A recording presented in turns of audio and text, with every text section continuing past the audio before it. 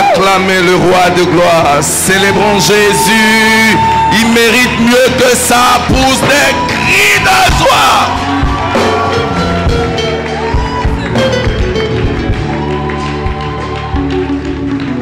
Amen. Acclame très fort le Seigneur. Assieds-toi dans la présence de Dieu. Amen. Le jour de Pâques,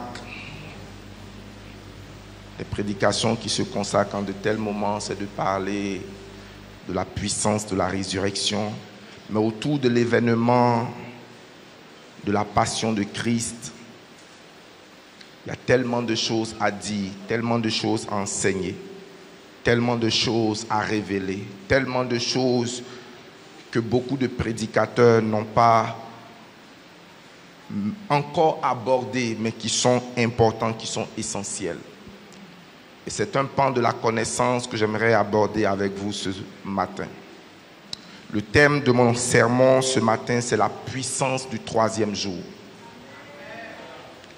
La puissance du troisième jour. Dans le livre d'Osée, chapitre 6, le verset 2, il est écrit: il nous rendra la vie dans 2 jours. Et le troisième jour, il nous relèvera. Et nous vivrons avec lui. Les nombres régissent l'univers. Et tout sur la terre est arrangé d'après des nombres, d'après des chiffres. Le temps est évalué selon des nombres, la distance selon des nombres. On quantifie le liquide selon des nombres. Et le nombre ne sert pas seulement qu'à compter, à évaluer. Les nombres ont une portée spirituelle. Les nombres régissent la vie. La Bible nous fait comprendre que les hommes ont des nombres. Jean nous révèle qu'il arrivera un homme qui va dominer sur la terre. Il ne nous révèle pas clairement quel est ce personnage, mais il est défini comme étant l'opposé de Christ. L'anti-messie, l'anti-Christ. Et la Bible dit, pour ceux qui savent calculer, vous devez calculer et connaître son nombre. Et son nombre, c'est le chiffre 666. Il n'y a pas qu'un homme qui porte un nombre. Même toi, tu as un nombre. Tu as un chiffre qui te suit. La Côte d'Ivoire a un nombre. C'est le nombre 225. Donc même si je ne parle pas de la Côte d'Ivoire, il y a un nombre qui porte cette nation. Et les villes ont des nombres. Quand on était à Daloa, le nombre de cette ville, c'était le nombre 2. Donc les villes ont des nombres.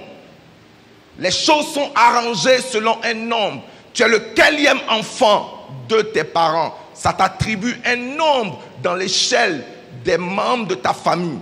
Je suis l'aîné, je suis le deuxième, je suis le troisième, je suis ceci, je suis cela. Toutes ces choses ne sont pas arrangées et ne sont pas le produit d'un hasard. Le hasard, bien-aimé, n'existe pas.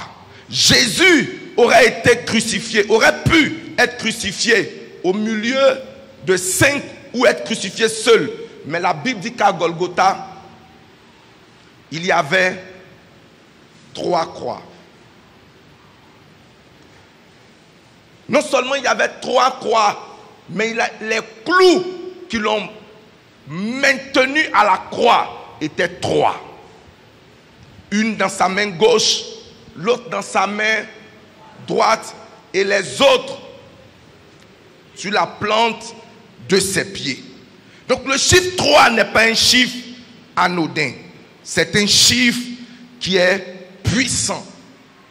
Quand vous lisez le livre de Matthieu chapitre 10, le verset 30, Dieu donne une information à laquelle nous ne faisons pas souvent attention.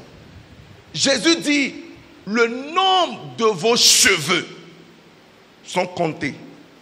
À quoi peut servir une information aussi vile et inutile comme savoir le nombre exact de mes cheveux? La Bible dit Dieu a l'information. Et David dit que Dieu sait le nombre des jours qui nous sont destinés. Alléluia. Exode chapitre 19, à partir du verset 10 à 11. Et demandez à ton voisin, le hasard n'existe pas. Et l'Éternel dit à Moïse, va vers le peuple, sanctifie-les aujourd'hui et demain, qu'ils lavent leurs vêtements, qu'ils soient prêts pour le quatrième jour, qu'ils ne ratent pas l'opportunité du troisième jour, qu'ils soient prêts pour le troisième jour, car le troisième jour, quelque chose va se passer. Dieu donne un rendez-vous le troisième jour. Ce qu'ils ont à faire, c'est d'être prêts, car le troisième jour, l'Éternel descendra aux yeux de tout le peuple sur le mont Sinaï. Rapidement, laisse-moi te donner quelques informations sur certains nombres et certains chiffres. Le chiffre 1, c'est le chiffre de l'unité. C'est le chiffre de Dieu. C'est le chiffre de la primauté. Amen. Le chiffre 2, c'est le chiffre du témoignage.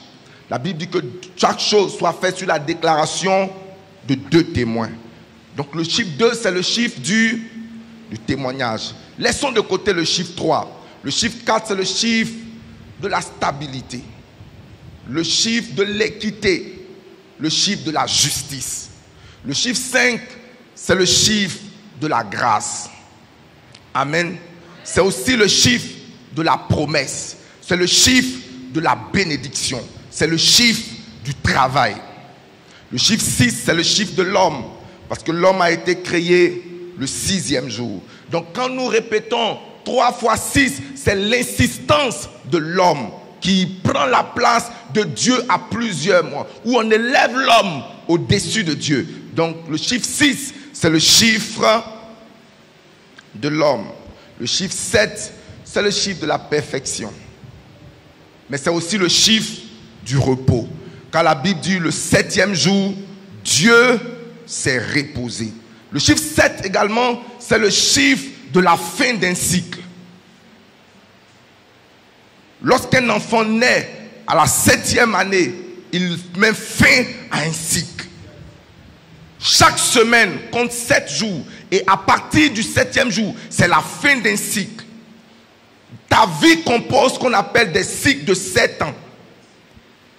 Après chaque 7 ans, tu dois évaluer. Il y a des choses qu'il ne faut pas tout de suite déraciner. Il faut leur donner le temps de croissance. Tu as commencé une entreprise, donne-lui au moins 7 mois, 7 ans avant de pouvoir évaluer. Donc c'est le chiffre du repos, c'est aussi le chiffre de la perfection. Le chiffre 8, c'est le chiffre de l'infini. C'est aussi le chiffre d'un nouveau commencement. Parce que quand on finit un cycle, qu'est-ce qui recommence? On a un nouveau commencement. Amen. Amen. Le chiffre 8, c'est également le chiffre de l'alliance. Le chiffre de l'alliance, Bereshit.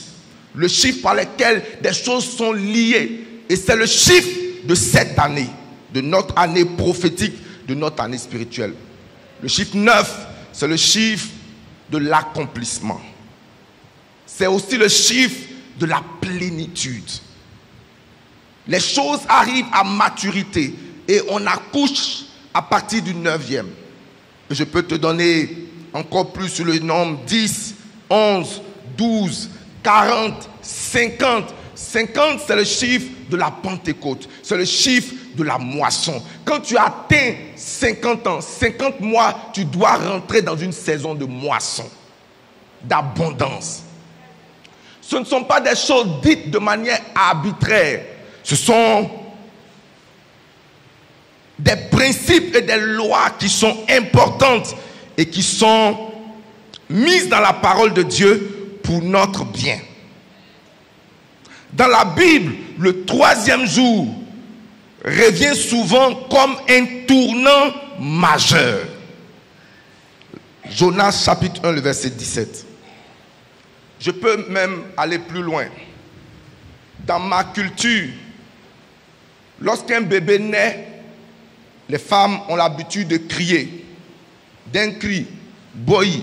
Et quand on leur demande, c'est boy combien? Selon le sexe de l'enfant, ils donnent un nombre. Quand c'est les femmes, on dit quoi? Boy tant. Et quand c'est un garçon, amen. Est-ce que ça existe chez les bêtés? Ça existe chez les agneaux? Il faut attraper un vieux guerrier là-bas, tu lui demandes pourquoi vous dites boy 3 et boy 4. Alléluia. Jonas chapitre 1. L'Éternel fit venir un grand poisson pour engloutir Jonas. Et Jonas fut dans le ventre du poisson 3 jours et 3 nuits. Ta souffrance prend fin au 3e jour au nom de Jésus.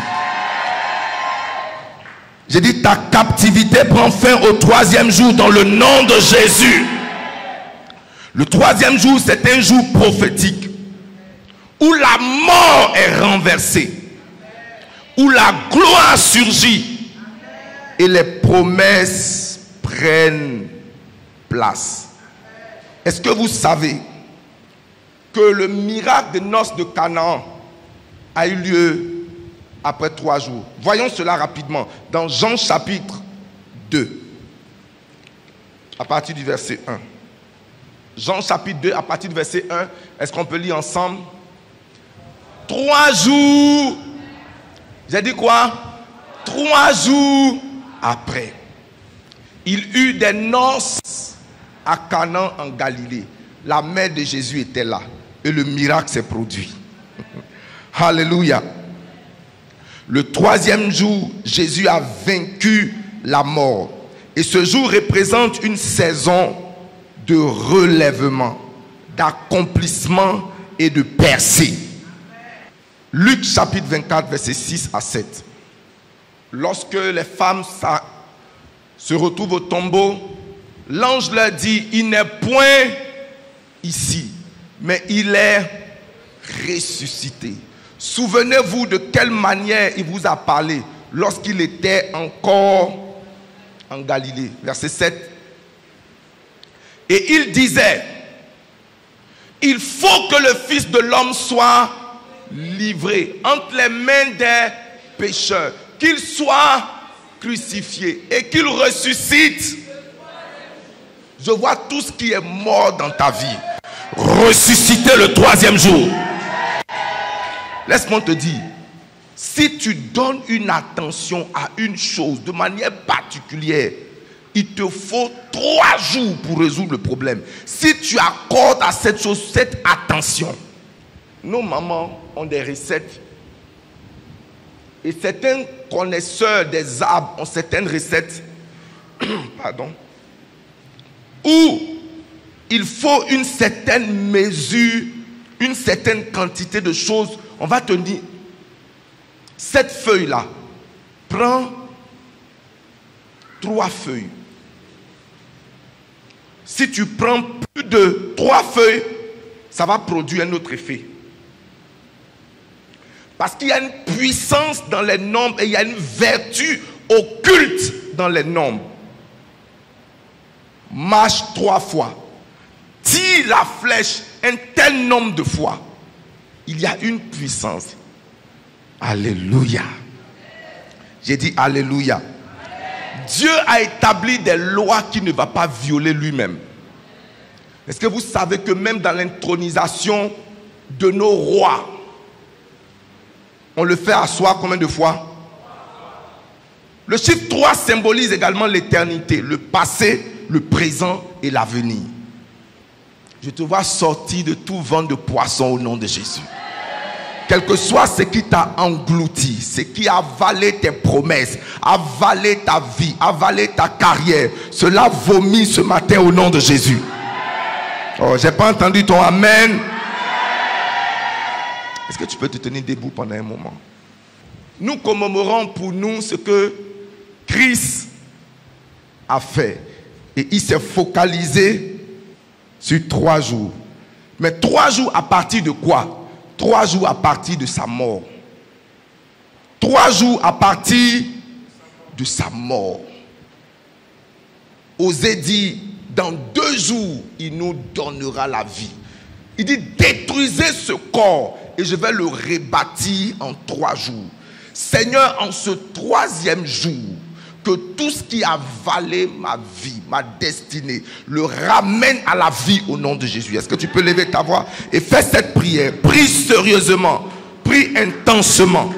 Il y a une puissance dans les nombres arrangés. Il y a une puissance lorsque les jours sont arrangés selon un nombre. Il y a une puissance quand Dieu organise les choses en tenant compte de certains faits et de certaines circonstances. Le 3e jour représente une saison divine de relèvement.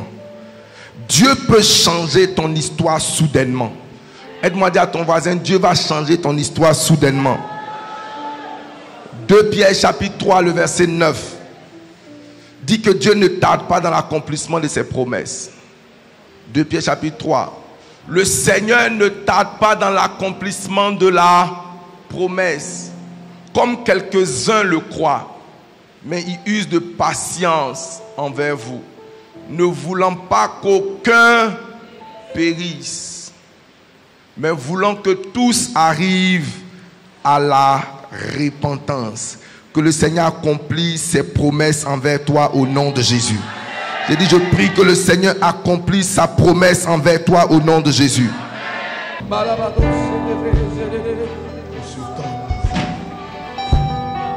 Souvent la serrure, la clé est bonne, mais tu as besoin de retourner le mécanisme plus d'une fois. Yes. Souvent des gens abandonnent parce qu'ils ont essayé. La clé est bonne. À l'intérieur, le mécanisme a répondu. Mais il fallait plus d'une fois. Yes. Il fallait comment? Plus d'une fois. Et à la 3e, en faisant la même chose, mais un certain nombre de fois. Yes. Pour que la porte s'ouvre. Si tu suis fidèlement la prescription en la répétant un certain nombre de fois, il dit au bout de 3 jours, tu devrais normalement avoir des résultats. Yes. Et quand tu n'as pas de résultats, est-ce que tu as réellement suivi la prescription, l'instruction qui t'a été donnée? Souvent tu fais la bonne chose, mais tu ne la fais pas le nombre de fois qui est requis. C'est vrai. Tu as fait la bonne chose. Yes. Mais si la bonne chose n'était pas suffisante, il fallait la répéter le nombre de fois approprié. Yes. Parce que le résultat est au bout, non pas simplement de la chose que tu fais, mais du nombre approprié de fois où tu fais. Yes. Ce n'est pas de mettre la sauce au feu. Il y a un temps que ça doit rester au feu. C'est vrai. Il y a un temps. Yes. Et c'est après ce temps-là qu'il y a un certain résultat. Yes. Au bout d'un certain temps, ça perd un résultat. Yes. Qui est abouré ici? Il n'y a pas d'abouré. Ou bien qui est abouré? Ok, qui est les gens de Bassam? Qui est apollonien? Ok. Une fois, j'ai accompagné la première dame à Beaunois. Et j'ai mangé là-bas un repas que je n'avais jamais mangé de ma vie. Le repas là, je demandais si on dit que c'est un repas qu'on sert aux riches. C'est de la graine. Mais ce n'est pas une sauce graine. C'est une sauce qui est préparée. Quand elles mettent la graine, on dit, si tu dépasses, ça se perd. Donc les mamans veillent. Et c'est en ce... Oh, tiens. Oui, quelqu'un donne le nom. Oh my God. Exactement. Il y a un temps approprié. Comme de la même manière que l'intensité de feu, à un certain temps, produit quelque chose, il existe le temps des choses. Yes. Tes prières sont exaucées. Amen. Je te parle en tant que ton Père spirituel. Je déclare, tes prières sont Exaucé. Amen. Je dis, je déclare que tes prières sont exaucées. Amen. Tu as prié une fois. Prie encore un homme de foi. Yes. Élisa dit à son serviteur pendant qu'il priait, va. Yes. Et quand le serviteur revenait, il lui disait, fais encore comment? Va. Tu as sémé une fois, ça n'a pas donné. Sème. Yes. Fais comment? Sème. Tu as appelé, on ne t'a pas répondu. Appelle encore. À la troisième fois, on va te répondre. Yes. Je dis à la troisième fois, on va te répondre. Amen. Dans le nom puissant et souverain de Jésus. Amen. Que Dieu te bénisse. Amen. Je dis que Dieu te bénisse. Amen. Chorale, on va célébrer. Amen.